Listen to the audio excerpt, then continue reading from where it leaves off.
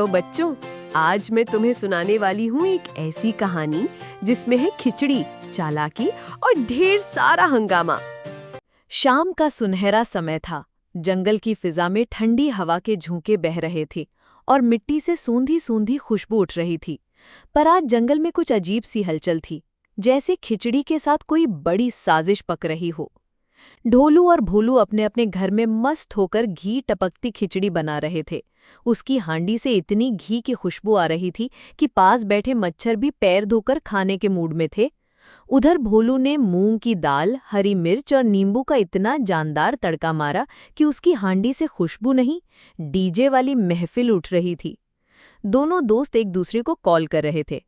भोलू भाई, मेरी खिचड़ी की खुशबू की कसम खा के बताना, तेरी वाली ज्यादा अच्छी है या मेरी? भोलू भैया, तेरा घी तो अच्छा है, लेकिन मेरे मिर्च के झटके में स्वाद की बिजली है।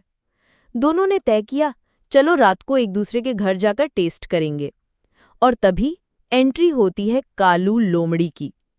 कालू उधर से गुजर रहा था, लेकिन जैसे ही खिचड़ी की खुशबू नाक में घुसी, उसके होश उड़ गए। उसके पेट में ऐसी गड़गड़ाहट हुई कि पास के कौवे ने सोचा भूकंप आ गया। उसने पेड़ के नीचे खड़े होकर एक लंबी सांस ली और बोला, खिचड़ी की सौगंध, आज तो कुछ बड़ा करना पड़ेगा। कालू सीधा पहुंचा जंगल के राजा शेरू शेर के पास।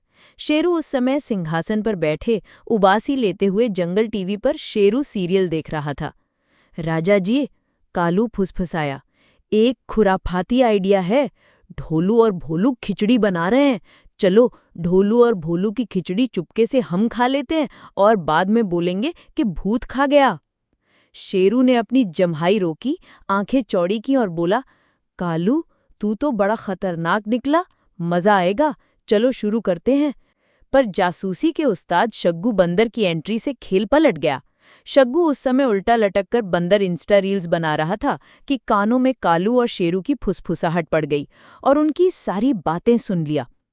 उसने आंखें मिचमिचाईं और बोला, ओहो, खिचड़ी तो बन रहा है, लेकिन लग रहा है ड्रामा भी पकेगा।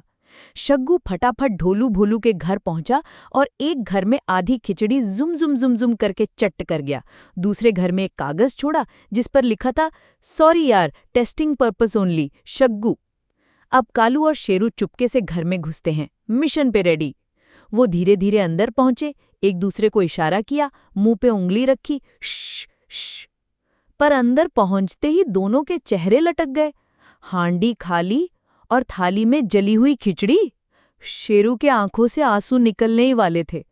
मुझे तो घी वाली खुशबू चाहिए थी, ये तो जलन की बदबू है। और तभी ढोलू और भोलू घर लौट आते हैं। जैसे ही वे शेरू और कालू को हांडी के पास देखते हैं, उन्हें शक हो जाता है कि हमारी खिचड़ी इन दोनों ने ही खाया होगा।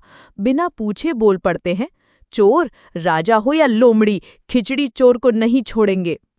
ढोलू और भोलू दोनों मिलकर कालू और शेरू को खूब कूट देते हैं। शेरू भागते हुए बोला, मैं राजा हूं। ढोलू चिल्लाया, तो कानून भी तू ही तोड़ेगा क्या?